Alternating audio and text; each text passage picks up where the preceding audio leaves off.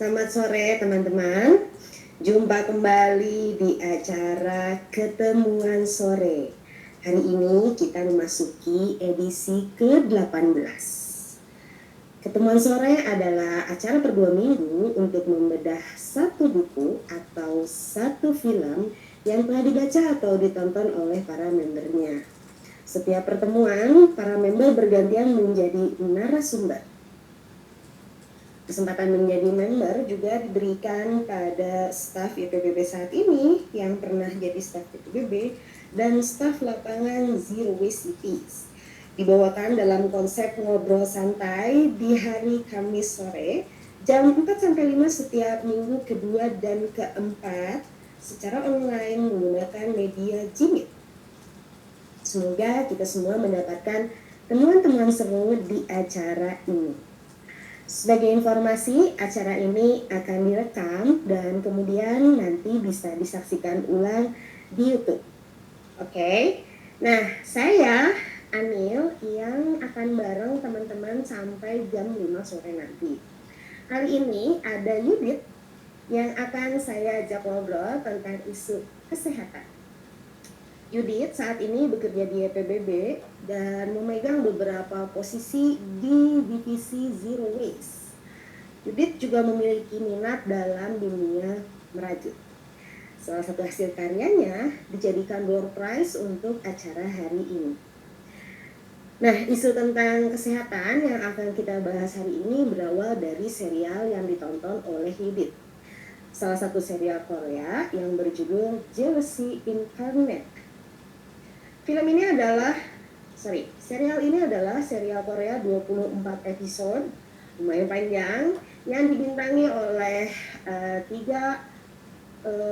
aktor dan aktris yang mungkin beberapa teman-teman sudah tahu.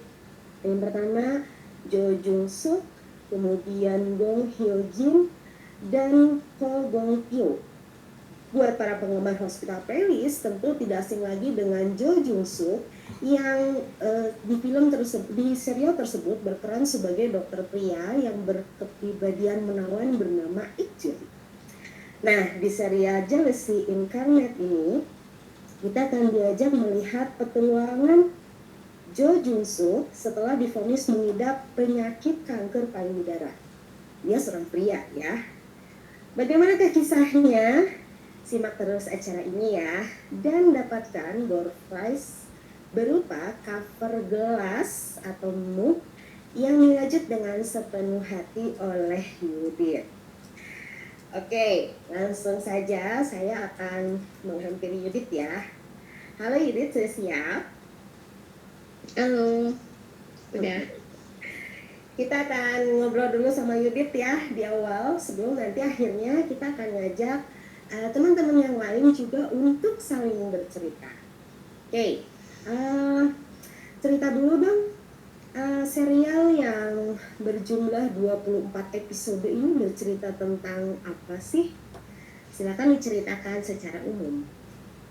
Ya, halo semuanya.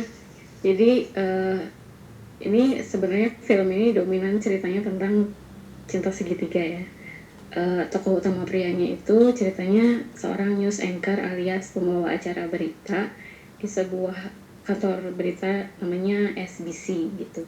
Nama tokohnya sendiri Washin ya, bukan Ik-jun. Terus tokoh perempuannya itu penyiar perakiraan cuaca di stasiun berita yang sama, namanya Pionari.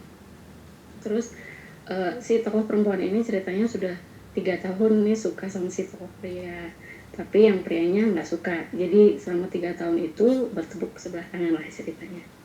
Terus pada suatu hari si Washin alias tokoh yang pria itu mau syuting iklan rekrutmen penyiar di Thailand.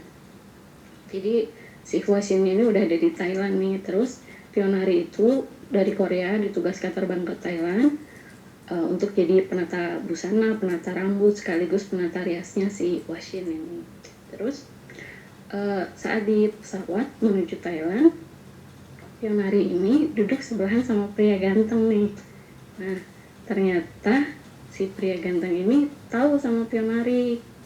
Taunya karena sering nonton perakiraan cuaca yang dibawain Pionari gitu di TV. Nah, dengar itu kan Pionari senang banget, dia terkesan banget karena selama ini tuh bahkan orang nggak nganggap siaran perakiraan cuaca itu sebagai bagian dari acara berita. Terus orang juga jarang kenal sama dia, tampil di TV juga cuma 60 detik gitu. Sementara kalau penyiar berita kan tampilnya 60 menit alias 1 jam gitu. Nah, kadang juga penyiar perkiraan cuaca suka dianggap pembohong karena kadang dibilang akan cerah tapi ternyata hujan gitu. Nah, pokoknya begitu. Jadi Pionari ini merasa dapat fans nih.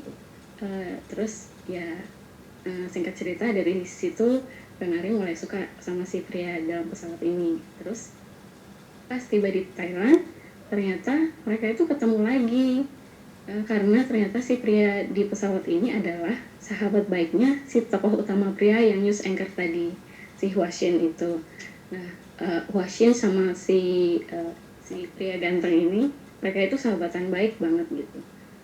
Terus si sahabat ini juga baik banget, royal banget sebagai sahabat, terus tajir melintir juga. Jadi dia itu punya profesi sebagai pengusaha pakaian yang menyupport pakaian-pakaian yang akan dipakai para news anchor itu saat akan siaran gitu. Termasuk dia juga selalu support baju-bajunya Huashin gitu saat mau siaran. Terus jadi kisah cinta segitiganya itu adalah ketika Pionari udah mulai beralih suka nih sama si pengusaha baju ini, sementara si Huashin, si penyiar berita ini juga mulai suka gitu sama Pionari. Terus persahabatan kedua pria ini juga sempat terpecah ya gara-gara rebutan Pionari gitu Daniel. Oke, kalau kita dengar cerita tadi dari Yudit ya, ini kan baru cerita secara umum ya. Kayaknya ya sesuai dengan judulnya juga gitu. Tampaknya serial ini tuh cerita tentang cinta segitiga ya banyaknya. Nah, tapi apa sih yang membedakan serial cinta segitiga ini dengan serial-serial lainnya? Jadi kan juga pernah nonton beberapa serial film Korea ya, gitu. Gimana? Ya, jadi waktu aku nonton ini tuh ternyata ya kirain mah cuma drama-drama biasa aja, tapi ternyata isinya tuh si tokoh utama pria itu, si penyiar berita ini, si Huashin itu dia ternyata mengidap penyakit kanker payudara gitu. Nah, yang membuat beda tentunya karena biasanya kan kanker payudara itu diidap sama perempuan ya. Terus nah di drama ini ya diceritakanlah konflik dalam diri Huashin itu, begitu dia tahu kalau dia sebagai pria kenapa bisa kena penyakit kanker payudara gitu. Awalnya dia sempat emosi gitu kan, marah-marah di ruang dokter waktu disarankan buat periksa. Katanya, aku nih laki-laki, mana mungkin kena kanker payudara gitu. Kamu gimana sih jadi dokter nggak becus amat? Terus kata si dokternya, ya oke deh nggak apa-apa, mungkin aku memang nggak becus, tapi gimana kalau sekali ini aja dengerin saran dokter yang nggak becus ini, dia bilang gitu. Terus akhirnya dia pergi periksa ke dokter lain gitu, dan hasil diagnosanya tetap sama gitu. Dia kena kanker payudara. Shock lah dia ya, jadi di ruang dokter gitu dia nangis gitu sambil bilang, kenapa dari sekian banyak penyakit aku kenanya kanker payudara gitu. Terus dokter bilang gini, ini tuh bisa kena ke siapa aja, laki-laki juga punya jaringan payudara, jadi walaupun secara ukuran mungkin beda ya sama wanita, tapi ya bisa jadi juga kena ke laki-laki karena laki-laki dan perempuan punya jaringan yang sama gitu. Terus dia masih sedih gitu kan di ruang dokter. Terus dokternya kan menyarankan untuk operasi sama terapi radiasi. Kata dia, nggak mungkin, aku tuh mau audisi buat jadi penyiar pukul 9. Jadi ceritanya ada posisi di penyiar itu, posisi bergensi lah, dan dia sedang audisi itu. Terus dia nggak mau kalau di rekam medisnya itu tercatat kalau dia tuh ada sakit gitu, kanker payudara gitu, nanti dia nggak bisa lolos dan sebagainya, reputasinya bisa turun dan sebagainya gitu. Nah, terus dibilang sama dokter, ini tuh nggak bisa ditunda-tunda, kamu harus segera operasi, mumpung masih stadium 1, jadi masih ada kesempatan buat sembuh. Terus si wasiannya masih gamang gitu kan, nanti gimana kalau dadaku kecil sebelah gitu setelah dioperasi, gimana bisa ada cewek mau suka sama aku, nanti cewek-cewek nggak ada yang tertarik lagi sama aku gitu, terus gimana aku bisa nikah gitu dia bilang.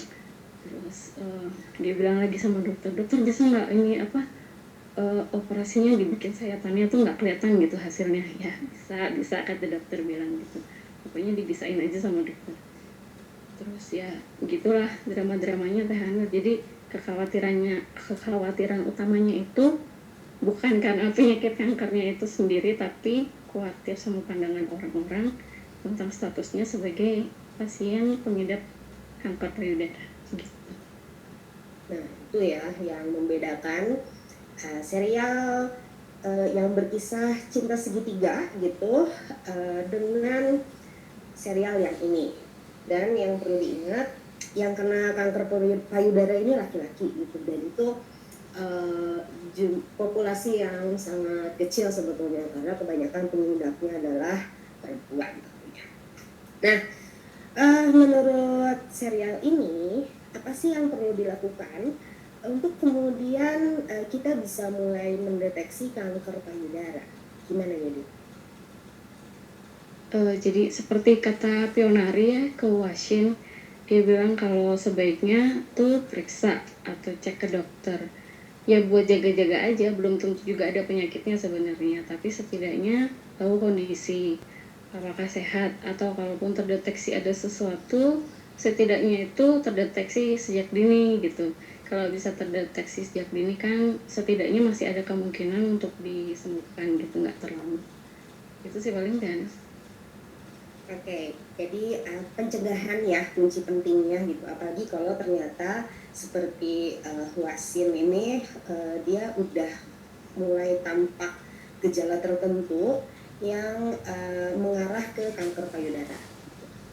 Oke, nah kan tadi diceritain juga ya bahwa dia akhirnya terdeteksi kanker payudara gitu si Wasin ini.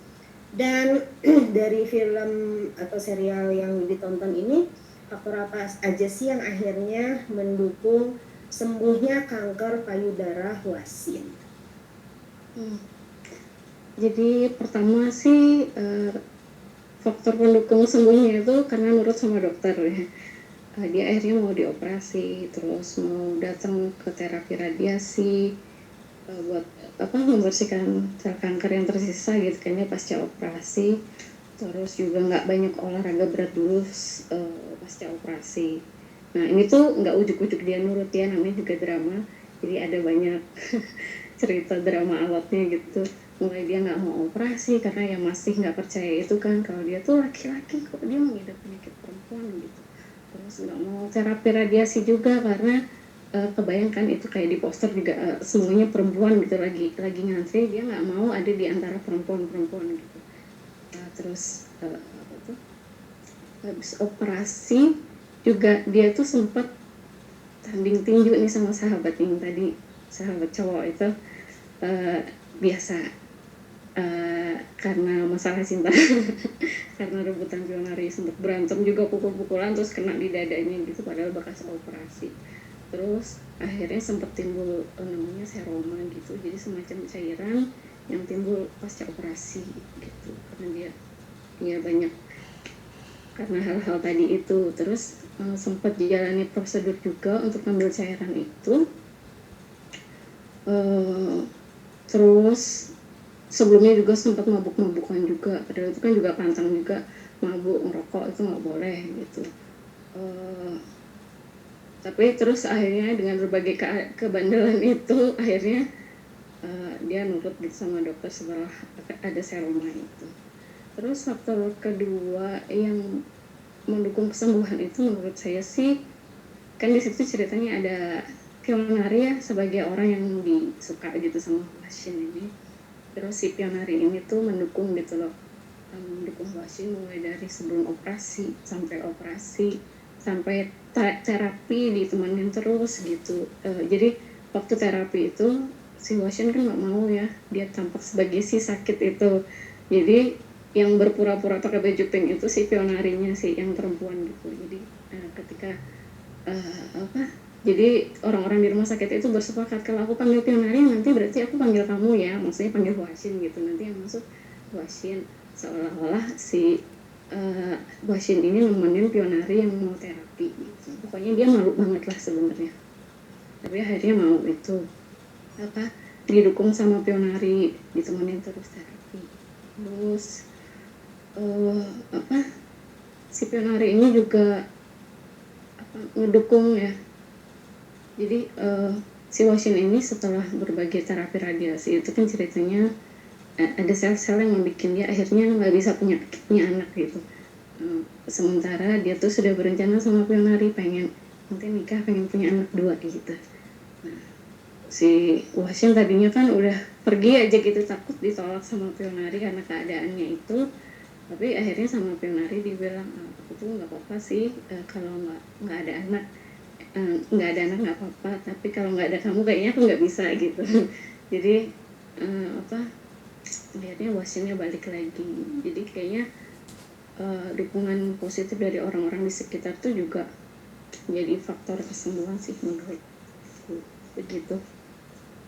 Oke, seperti penyakit-penyakit yang lain ya, sebetulnya pasti dia sebetulnya perlu pengobatan secara medis, tapi yang terpenting tuh biasanya datang dari pikiran, termasuk tadi kan merasa ada yang menemani gitu. Dalam hal ini cewek yang disuka gitu, itu bisa mempercepat penyembuhan selain adanya terapi dan lain-lain. Itu menggodor banget sih, karena kesempatan juga walaupun belum tamat.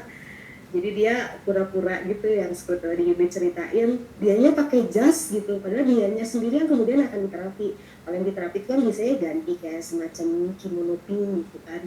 Terus si ceweknya itu yang di sebelahnya yang kemudian malah pakai baju pink gitu. Jadi ceritanya tuh dia kayak nganterin si pacarnya yang cewek untuk terapi, padahal dia sendiri yang terapi gitu. Segitunya pentingnya dukungan untuk proses kesembuhan seseorang. Nah, sekarang ini satu pertanyaan yang aku penasaran banget sih, karena belum ngobrol banyak juga tentang film ini gitu ya sama Yudit. Aku mau tahu dong, bagian mana dari film ini yang paling berkesan buat Yudit, dan kenapa sih bagian tersebut tuh berkesan banget buatmu? Jadi ada 2 bagian ya, yaitu waktu Pionari bilang ke Washin gini, neneknya Pionari itu kena kanker payudara, terus ibunya juga kena kanker payudara. Jadi Pionari itu juga rajin periksa karena ada faktor genetis kan, jadi ada kemungkinan dia untuk bisa kena juga gitu, karena kalau ada faktor keturunan memang jadi kemungkinannya berlipat untuk kena gitu. Terus itu jadi kayaknya sama aku, itu mirip sama aku sendiri gitu ceritanya Pionari ini. Jadi nenekku itu kanker payudara juga, terus ibuku juga pernah operasi tumor payudara. Jadi memang sejak kuliah tuh aku juga jadi sering periksa gitu. Kalau teman-teman pernah dengar ada namanya Sadari, bisa di search di internet, banyak singkatan dari periksa payudara sendiri. Nah itu ada gerakan-gerakan tertentu untuk meriksa deteksi dini gitu, bisa periksa sendiri di rumah gitu. Aku melakukan itu udah mulai dari kuliah gitu, karena juga tahu riwayat keluarga kan, buat jaga-jaga aja. Terus tahun 2016 aku juga pernah operasi tumor payudara, dan terdeteksinya ya dari Sadari itu. Aku waktu nemu ada benjolan itu masih kecil, katanya sih masih segede biji apa gitu, biji kacang hijau gitu, sampai akhirnya dia tumbuh jadi sekian senti gitu, akhirnya aku operasi. Jadi maksudnya penting gitu loh untuk sadari periksa sejak dini gitu. Kalau terdeteksi sejak awal bisa masih diobati gitu lah. Nah itu yang pertama. Terus ada bagian lain lagi sih Teh Hanil, jadi ada terselip bagian-bagian adegan-adegan yang tentang pantangan makanan nih. Biasanya memang pantangan buat penderita tumor atau kanker gitu. Nah waktu itu ceritanya biasa ya, kalau di drama Korea suka ada makan malam sama karyawan gitu. Nah, si Pionari ini diam-diam mesenin daging yang nggak ada lemaknya gitu buat pasien. Jadi daging perut babi itu dituker gitu sama daging yang nggak berlemak. Terus pasien lagi beli minuman kayak latte gitu juga diambil gitu. Kamu tuh nggak boleh minum yang ada susunya, terus ditukar minumannya gitu. Terus minum es krim, makan es krim juga disita gitu sama Pionari. Pokoknya nggak boleh makanan yang mengandung susu, terus makan di gelas juga diambil sama Pionari gitu. Jadi aku pas habis operasi juga dapat tantangan itu. Jadi ada 3 makanan tantangan itu. Pertama lemak, kedua bakar-bakar, ketiga MSG. Kelihatannya cuma 3 macam, tapi 3 ini ada di berbagai makanan kita sehari-hari gitu. Nah, kadang suka kendor, kadang suka ingat lagi. Nah, nonton ini aku jadi kayak ya insaf sejenak teringat lagi akan pantangan-pantangan gitu. MSG yang seperti ada di Basreng dan kawan-kawannya ya, memang menarik sekali sih. Oke, itu tadi 2 bagian yang paling berkesan buat Yudit. Nah, setelah kita mendapatkan gambaran umum tentang film ini, yang mana film ini tuh menceritakan upaya preventif itu sebetulnya cukup penting untuk dilakukan. Karena si Pionari atau si pemeran ceweknya pun melakukan itu gitu, karena tahu dari riwayat keluarganya tuh ada yang menderita kanker payudara ini gitu. Artinya dia berpotensi besar untuk kena penyakit yang sama gitu. Nah, sekarang kita akan ngobrol tentunya berkaitan dengan kesehatan gitu ya, karena ini ngobrolnya kan tentang kanker payudara, terus ada upaya preventif, terus kalau akhirnya udah kena sebuah penyakit, ya dia harus diobati. Dan kita kemudian tadi melihat gambarannya, obatnya tuh bukan cuman medis aja, tapi yang sifatnya juga lebih ke dukungan moral, sehingga akhirnya perlu pikirannya pun cukup tenang, cukup yakin untuk sembuh kayak gitu. Nah, sore ini kita akan sama-sama bercerita gitu ya. Ceritain dong hal terkeren apa yang pernah teman-teman lakukan untuk kesehatan masing-masing. Oke, diulang ya. Ceritain dong hal terkeren apa yang pernah teman-teman lakukan untuk kesehatan masing-masing.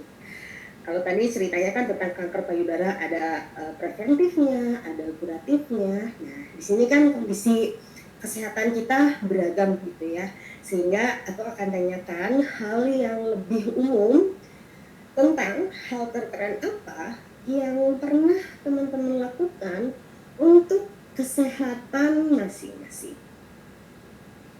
Silakan masing-masing menceritakan pengalamannya, gantian tentunya. Dan nanti akan ada satu hadiah yang sudah dibuat oleh Yudit. Yudit akan kasih cover buat mood gitu ya. Jadi nanti kalau ngeteh kayak di sore ini atau ngopi di sore ini, bisa pakai si cover tersebut untuk di gelas kita. Nah, sebagai informasi untuk teman-teman juga yang baru hadir belakangan, acara hari ini akan direkam dan nanti bisa disaksikan ulang di YouTube ya. Setelah sebelumnya kita juga merekam dan sudah memasukkan sebagian ke Spotify. Oke, kita akan mulai dulu dari siapa ya yang bakal cerita tentang hal terkeren apa yang teman-teman lakukan untuk kesehatannya masing-masing. Gantian, yang mau cerita boleh daftar dulu di kolom chat atau langsung aja open mic. Yuk, siapa dulu?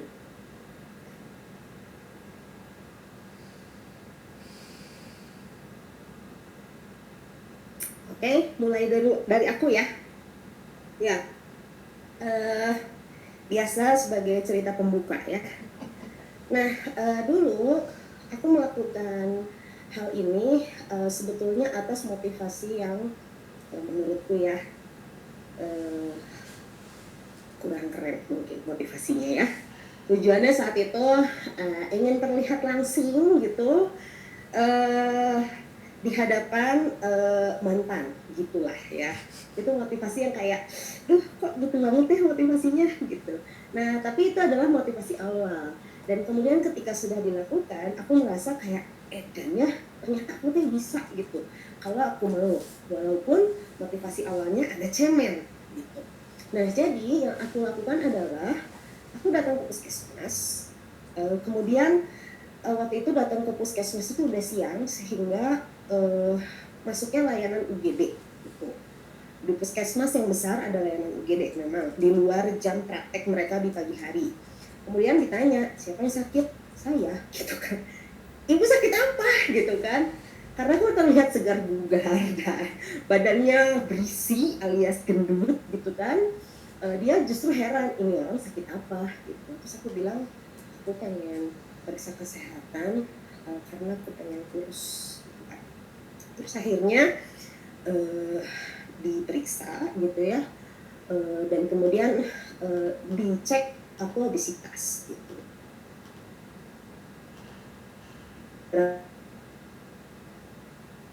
Cara-caranya gimana jangan sampai akhirnya kita malah. Dari situ dicek tuh kolesterol, apalagi ya, asam urat, tekanan darah, satu lagi apaan ya, gula. Nah di situ semuanya masih aman, tapi yang relatif hampir di batas aman adalah kolesterol gitu. Beberapa teman-teman pasti udah apalah dengan cerita ini ya. Buat teman-teman yang lain mungkin ini cukup seru untuk dibagi. Nah akhirnya dari situ aku dirujuk untuk konsultasi ke ahli gizi. Ini puskesmasnya memang kalau jadi ada ahli gizi segala. Itu kasih tahu kan makanan apa yang kemudian baik, yang mana yang harus dikurangin dan segala macam. Intinya sih sebenarnya dikurangin aja porsi-porsinya, dan jangan banyak tepung-tepung, jangan banyak goreng-goreng. Itu adalah sesuatu yang sebenarnya kayak udah sering denger gitu ya, tapi nggak diniatin mah ya sambil lalu aja semuanya. Termasuk lebih pilih bihun daripada mie gitu kan, karena yang satu gandum, yang satu beras gitu kan. Gitu-gitulah, perbanyak sayur, perbanyak buah. Ya udah dari situ akhirnya cukup konsisten selama kurang lebih berapa ya, 2 atau 3 bulan gitu. Sampai ketemu Idul Adha yang mana ada acara makan-makan yang lepas kontrol. Nah tapi sebenarnya prestasi terbesar yang bahkan belum pernah aku alami lagi adalah dari waktu sekitar 2 atau 3 bulan tersebut aku bisa nurunin berat badan yang lumayan signifikan tanpa olahraga kayak gitu. Ternyata emang asupan makanannya terlalu banyak gitu. Jadi saat itu kalau orang lain ngemil gorengan, kan dulu mah suka ada rapat-rapat konsumsi gorengan, angger, karena itu mungkin yang paling murah, paling gampang gitu. Jadi orang-orang makan bala-bala, misalkan aku membuka miskin aku dan kemudian memakan rebusan. Aku melakukan itu secara konsisten dan ternyata berat badan tuh kayak tadi menurun dengan cepat lah hitungannya ya, karena 5 kilo apa 6 kilo gitu dalam waktu 2-3 bulan, tapi tanpa olahraga gitu. Itu benar-benar karena asupan sih gitu. Itu salah satu prestasi terbaik sih menurutku, yang andai saja, tapi sayangnya enggak. Andai saja kalau itu diteruskan secara konsisten gitu ya, ya mungkin nggak jadi kurus banget apa gimana gitu ya, nggak jadi kayak foto model, enggak juga sih, foto model mah kasihannya kurus pisan. Ya pokoknya berat badannya di ideal, enggak juga, dulu tuh belum sampai di ideal. Tapi itu baik untuk badan gitu, karena akhirnya melakukan konsumsi yang lebih, kalau bahasa kekiniannya, lebih berkesadaran tanpa ikutan catering yang mahal misalkan, terus pakai makanan yang kekinian yang harganya juga mahal. Enggak, semuanya tuh bisa diakses, ada di dekat kita sebetulnya gitu. Bahkan di sayur-sayur pun nggak beralih ke yang apa sih, anti pestisida dan lain, enggak, itu yang ada di pasar, yang ada di warung aja, asal teh rajin dan tadi kuat iman gitu loh. Jadi mau ngapain, pengen lebih sehat, pengen lebih kurus, karena akhirnya aku tuh di situ menemukan kurus itu bukan yang terpenting, tapi sehat dan kemudian tahu apa yang masuk ke dalam badan kita gitu. Itu adalah hal terbaik sepanjang hidup aku rasanya ya, yang kemudian prestasinya tuh kelihatan dengan cepat. jadi menyadarkan kemarin gitu, mengatur apa yang dimakan bahkan setelah kemarin segala dimakan. Oke, itu salah satu pengalaman menurutku yang terkeren yang pernah aku lakukan untuk kesehatan aku sendiri gitu. Nah, tinggal sekarang teman-teman bisa bergantian menceritakan hal terkeren apa yang pernah teman-teman lakukan. Silakan, siapa sesudah ini? Halo. Aku boleh Daniel. Oh, cantik, silahkan Ibu Lingga yang sudah 3 kali nonton film ini ya. Belum tentu yang udah nonton film berkali-kali ini jadi lebih tahu tentang kanker payudara nggak? Iya. Gimana? Jadi hal terkeren ya yang dilakukan untuk kesehatan. Sebenarnya aku tuh ini loh nggak pelit untuk langganan aplikasi berbayar kesehatan gitu. Itu sih menurut aku keren karena apa ya, lumayan mahal gitu. Nah, lumayan mahal buat ukuran keuangan aku. Jadi aku tuh subscribe 2 aplikasi berbayar di App Store. Yang pertama Flow dan yang pertama Relief. Jadi yang Relief ini dua-duanya ngebantu sampai saat ini. Dan kalau yang Relief ini kan dia tentang kesehatan mental ya, jadi apapun keadaan bantu meditasi gitu. Jadi apapun keadaan, misalnya Lingga lagi butuh konsentrasi, nah butuh konsentrasi itu langsung buka yang bagian butuh konsentrasi gitu. Terus kalau lagi sakit, terus kalau lagi apa, nanti kita dipandu gitu untuk meditasinya kayak gitu. Dan itu sejauh ini ngebantu banget lah gitu si Relief ini. Dan jadi langganan tahunan. Terus satu lagi Flow. Nah yang Flow ini ngebantunya lebih kelihatan lagi. Jadi ini Flow ini mungkin beberapa juga udah pakai ya yang Flow, aplikasi untuk kesehatan reproduksi, untuk kita nge-track gimana menstruasi kita. Dan ini Lingga pakai kayaknya udah dari awal SMA, dari awal kuliah maksudnya. Dari tingkat 2 kuliah udah 5-6 tahun Lingga pakai Flow. Dan langganannya baru beberapa tahun ini, khususnya setelah menikah sih. Jadi setelah menikah ini pakai Flow. Sengaja awalnya buat nge-track karena waktu awal nikah kan mau nunda dulu ceritanya, tapi nundanya mau pakai KB kalender gitu. Dan itu berfungsi sampai ke program hamil pun pakai si aplikasi itu gitu. Jadi Lingga juga nggak menutup kemungkinan bahwa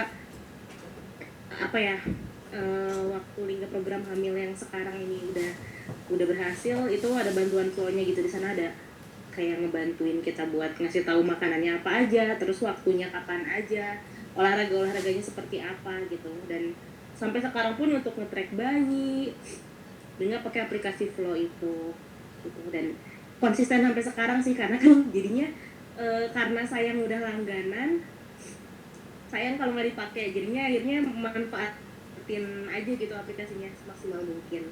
Itu sih Teh Aniel. Oke. Poin penting dari menjaga kesehatan tuh walaupun melalui medianya kalau Lingga aplikasi, tapi poin pentingnya adalah konsistensi ternyata ya. Aplikasi itu adalah alat bantu. Oke, itu cerita dari Lingga. Silakan, siapa lagi yang mau cerita?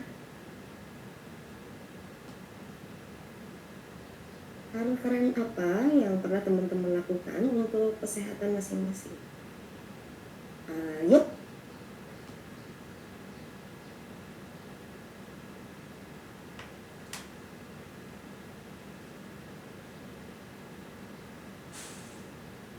Bisa jadi ceritanya ya mungkin buat orang lain terdengar biasa-biasa aja, tapi ini yang menurut kita paling keren karena kita lakukan untuk kesehatan kita sendiri. Ayo, siapa yang cerita? Aku boleh Daniel? Ayo, Ibu Mira, silakan, cus. Ya, kalau aku Daniel mungkin udah beberapa tahun ini untuk masak di rumah itu nggak menggunakan pecin atau MSG karena udah tahu gitu maksudnya efek samping dari penyedap itu banyak gitu ya, terutama untuk memancing penyakit kanker kayak gitu kan. Kalau untuk wanita sangat ini ya, sangat rawan sekali itu. Jadi di rumah itu ya alhamdulillah udah nggak pakai MSG lagi gitu. Kayak gitu mungkin kan ya. Dan itu udah hampir berapa tahun ya? Udah 5 tahun. Oh, keren. 5 tahun. Jadi kapan kita bisa mencicipi masakan Ibu Mira? Ini sebuah alibi pengen dimasakin. Oke, terima kasih Ibu Mira, 5 tahun ya tanpa MSG. Semoga bisa konsisten terus dan bisa menjaga semangat terus. Jadi salah satu faktor yang penting dalam urusan kesehatan itu dari makanan, dan tadi MSG itu salah satu bahan tambahan yang diberikan pada makanan atau zat aditif. Dulu ya PBB punya pelatihannya nih, zaman dahulu kala. Oke, sekarang siapa lagi nih yang mau cerita tentang hal terkeren apa yang pernah teman-teman lakukan untuk kesehatannya masing-masing? Mari, siapa mau berbagi lagi?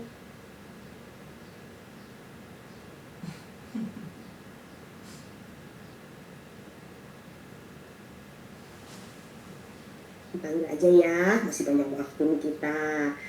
Oke, tadi ada Daniel laki-laki, terus dia bilang dia sendirian gitu ya. Ternyata di sini udah dua laki-laki. Perwakilan dulu dari geng laki-laki, Bapak Rian. Apa hal terkeren yang pernah dilakukan untuk kesehatanmu, Rian?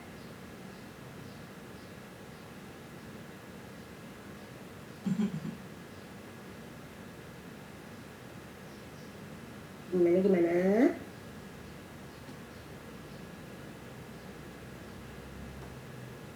Oke, Rian belum muncul. Mungkin dengerinnya sambil yang melakukan hal yang lain. Dari geng ibu-ibu, siapa yang mau cerita? Bu Ayu sedang on nggak, Bu Ayu? Gimana nih ceritanya? Hal terkeren apa yang pernah dilakukan untuk kesehatan Bu Ayu? Silakan. Kita menanti ceritanya nih.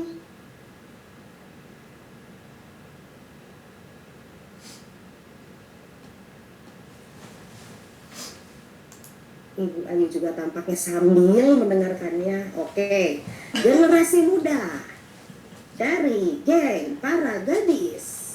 Anda ada yang mau diceritain tentang hal terkeren yang pernah dilakukan untuk kesehatannya? Ya. Oke. Kenapa sampai ini ya? Kedengeran yuk. Bentar boleh. Oke. Cek suaraku kedengeran? Aman.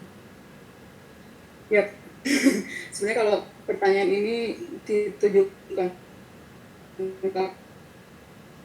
aku mengakui tidak ada hal yang keren gitu yang pernah aku lakukan untuk kesehatan, karena dari dulu semenjak kuliah sih, terutama kalau SMA kan masih di rumah ya, jadi makanan terus bangun pagi karena sekolah masih offline, terus tidurnya nggak boleh malam-malam, jadi masih teratur banget lah di rumah gitu. Tapi semenjak kuliah, semenjak hidup sendiri kan sudah tidak diatur lagi gitu ya. Nah sebenarnya jadi bukan berantakan sih, tapi jadi nggak teratur lah, nggak lebih teratur daripada yang saat SMA gitu. Apalagi anak kos ya. Alhamdulillah sih sekarang walaupun tetap anak kos, masih anak kos, lebih teratur kayak gitu. Tapi dulu tuh nggak teratur dan lingkungan banyak perokok, jadi sempat sakit gitu. Saya sempat sakit, tapi sakit itu jadi bawa hikmah aja sih, kayak oh aku harus jaga lingkunganku kayak gitu. Jadi dulu tuh sempat sakit pernafasan, terus rawat inap di rumah sakit selama 10 hari. Habis itu jalan obat 9 bulan, 9 bulan kayak hamil aja, tapi itu bukan hamil ya, tapi perawatan pasca sakit itu harus rajin minum obat karena dulu pernah TBC ya, TBC penyakitnya. Jadi setiap hari minum obat 3 butir obat gitu, gede-gede banget obatnya, obat TB-nya. Setiap hari selama 9 bulan itu. Alhamdulillah karena rajin dan ya perokok tuh emang jangan sampai ya keluarga kita kalau ngerokok diberhentikan kalau bisa membahayakan sekitarnya yang saya tidak bukan perokok tapi malah jadi imbasnya gitu. Nah, alhamdulillah karena rajin dan pengen sembuh gitu ya.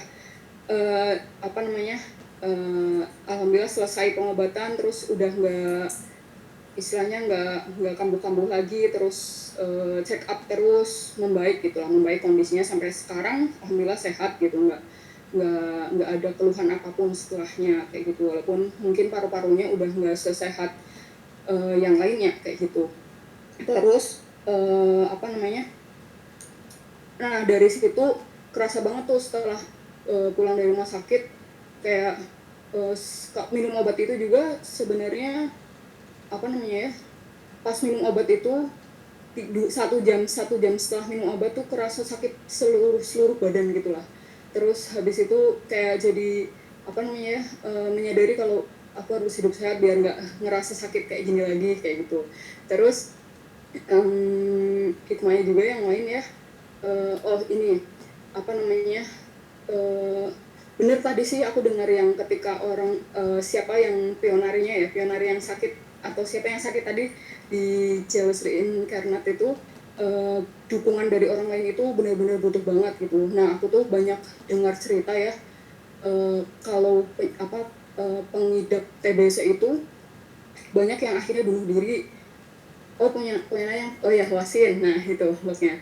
Nah itu tuh TBC pengidap TBC itu banyak yang bunuh diri karena dia udah hopeless untuk hidup gitu kan, dan dijauhi gitu karena kan menular ya, TBC itu menular dari pernafasan, tapi dulu saya tuh katanya enggak menular sih dari pernafasan, entah TBC-nya jenis apa tapi enggak, potensinya enggak lebih besar daripada TBC yang menular gitu ya.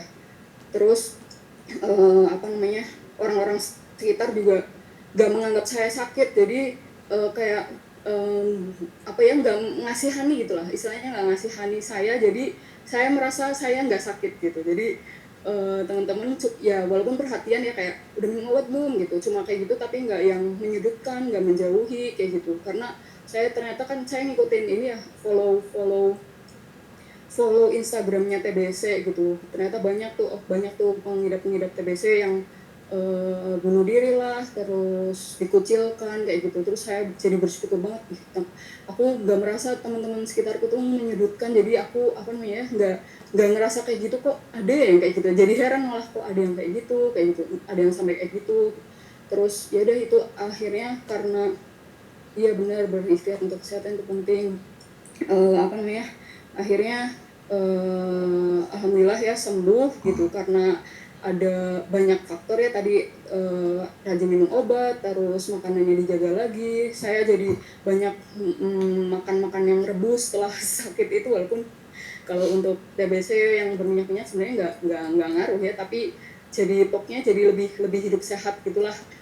Walaupun sekarang ya kadang ini ya, kadang rebel atau nggak sesuai hidup sehat, tapi abis itu nyadar lagi gitu, nggak selamanya sih, jadi yang naik turun ya, nggak istiqomah kayak gitu. Yang sebenarnya yang dari cerita saya tadi kan dari karena sakit akhirnya jadi nyadar kalau sehat itu penting. Nah bukan kebalikan ya, tapi yang keren itu, yang menurut saya keren itu ibu saya gitu. Ibu saya alhamdulillah sehat walafiat, nggak sakit gitu, enggak, karena dia tuh rajin banget minum air putih, bangun tidur subuh ya jam 4 bangun, terus minum air putih itu kalau bisa dibilang satu gelas besar itu langsung habis. Terus nanti setelah masak ngapa-ngapain gitu jam 7 minum air putih lagi, berapa ya, 3 gelas gitu, pokoknya minum airnya tuh air putihnya tuh banyak banget dan jarang banget minum minuman yang kayak Thai tea. Balikan dengan saya sering banget minum Thai tea, minumnya air putih mulu, nggak yang manis-manis juga enggak, terus kopi juga enggak, sering marahin bapak saya yang suka minum kopi gitu. Terus selain minum air putih, ibu saya juga menghindarin gorengan yang terlalu banyak, kayak setiap pagi tuh sering beli jajanan tuh yang rebus-rebus kayak kacang rebus, terus singkong rebus. Jadi saya kalau di rumah bener-bener hidup sehat banget lah pokoknya. Terus setelah tahu kalau jahe itu bermanfaat ya, apalagi sejak corona kemarin tuh rajin banget setiap pagi tuh bikin minuman jahe plus gula aren yang bukan gula merah gitu, gula aren yang asli, dibuat minuman setiap pagi. Terus abis itu sisanya dikompos, karena saya kan juga mempengaruhi ibu saya buat ngompos, buat milah sampah gitu ya. Jadi ibu saya milahin tuh sampah-sampahnya, bekas jahenya, bekas jahe sama sereh direbus gitu. Terus suka jogging juga, ibu saya tuh rajin jogging. Terus kalau buka HP itu ngeliatinnya resep sehat kayak gitu. Khasiat ini, khasiat itu gitu. Itu kalau buka HP pasti bukanya khasiat jahe, khasiat tomat. Terus ini kan ibu saya jaga perawatan muka juga ya, tapi perawatannya tuh dari yang organik, jadi kayak pakai tomat, pakai timun gitu. Terus maskernya tuh dari susu Denko itu ya, dicampur dengan air jeruk nipis kayak gitu. Jadi walaupun udah tua nggak kelihatan keriput banget kayak gitu. Terus itu ya yang keren dari ibu saya. Terus saya ingin nyontoh tapi nggak bisa istiqomah juga. Terus apalagi ya,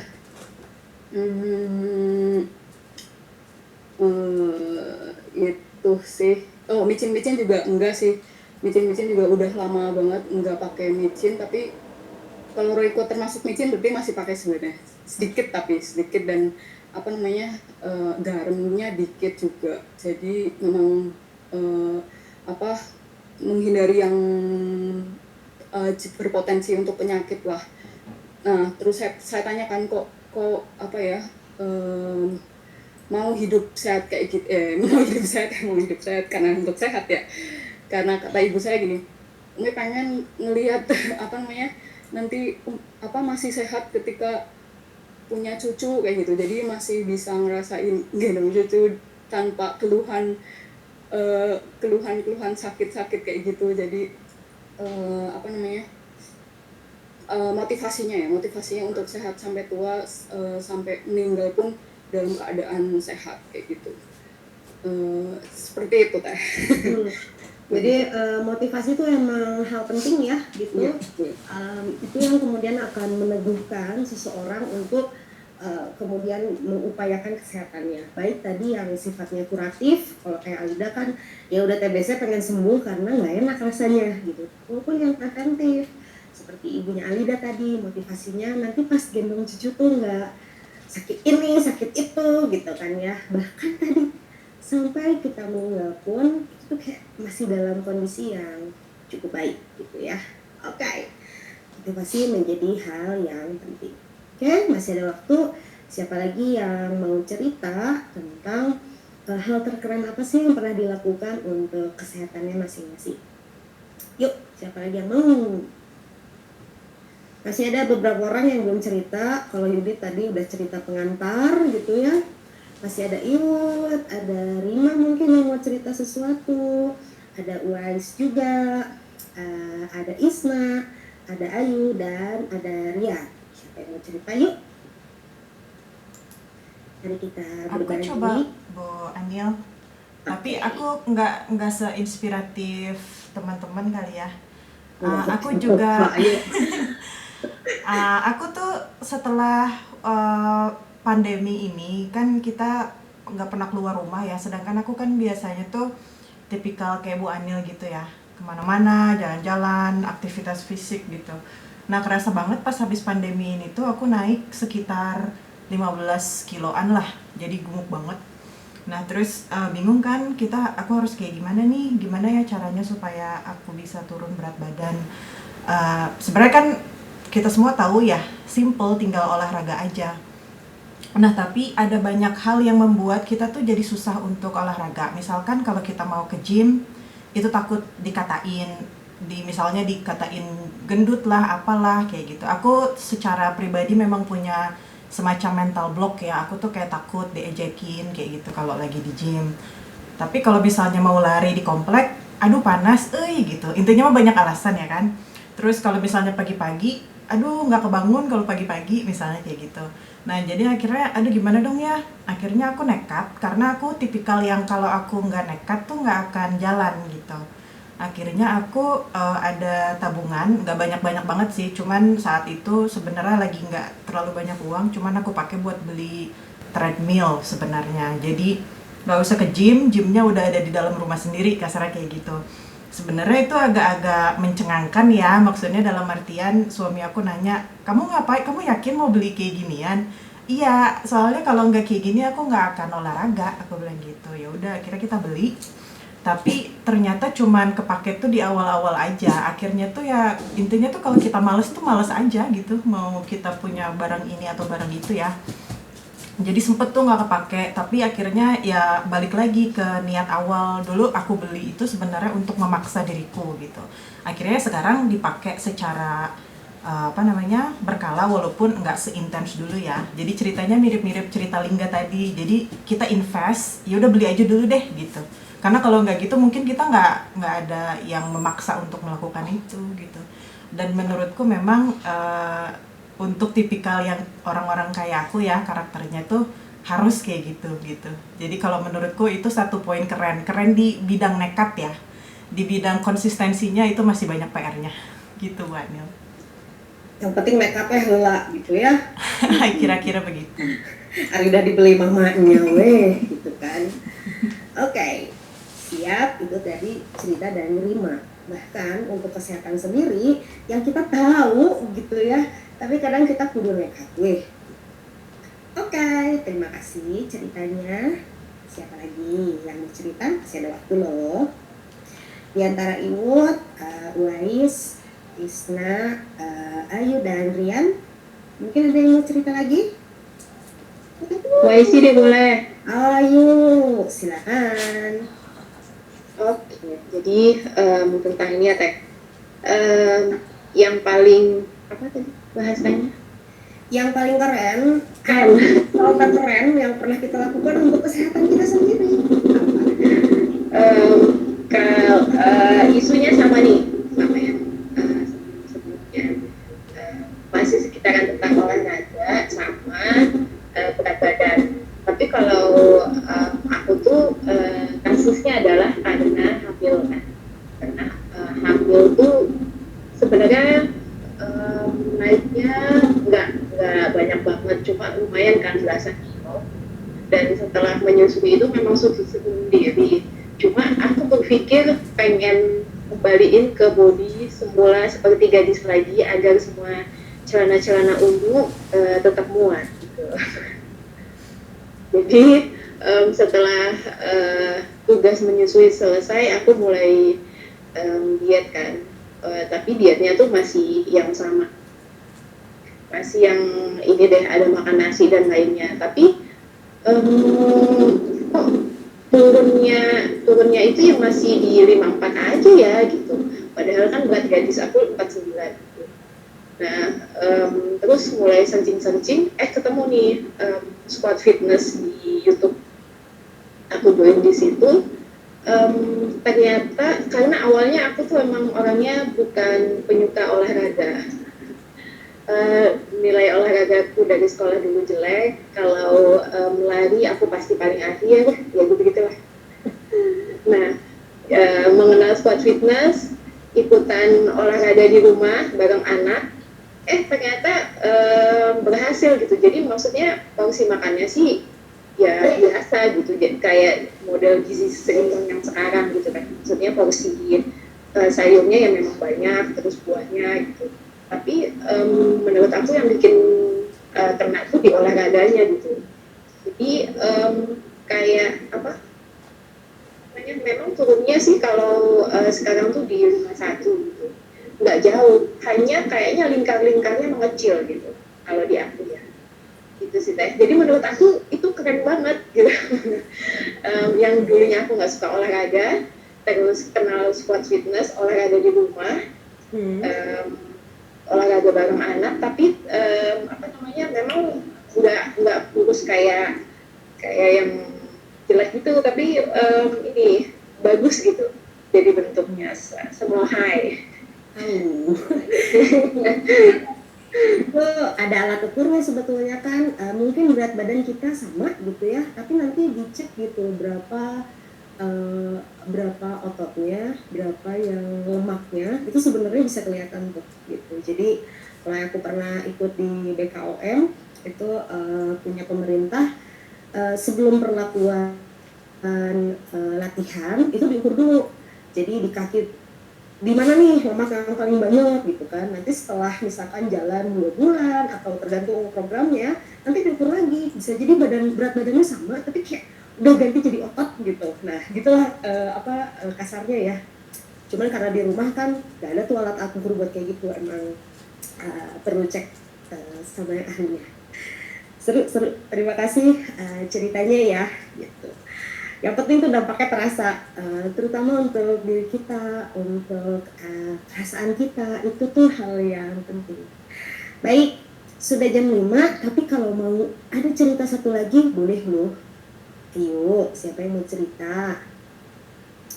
Kalau ada yang masih mau berbagi tentang hal terkeren apa yang pernah dilakukan untuk kesehatannya masing-masing.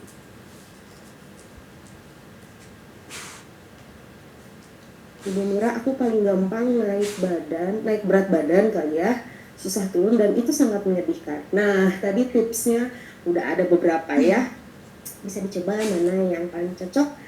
Dan ini untuk kesehatan kita sendiri, untuk kebahagiaan kita sendiri. Oke, terima kasih berarti untuk sore ini. Terima kasih sudah saling berbagi tentang pengalaman terkerennya dalam menghadapi kesehatan masing-masing ya gitu. Terima kasih ceritanya, mudah-mudahan bisa menginspirasi sore ini. Sampai jumpa lagi, dan nanti kita akan pilih bersama siapa satu orang yang kemudian berhak mendapatkan door prize untuk hari ini. Sampai jumpa, mari kita tutup. Assalamualaikum warahmatullahi wabarakatuh. Waalaikumsalam warahmatullahi wabarakatuh.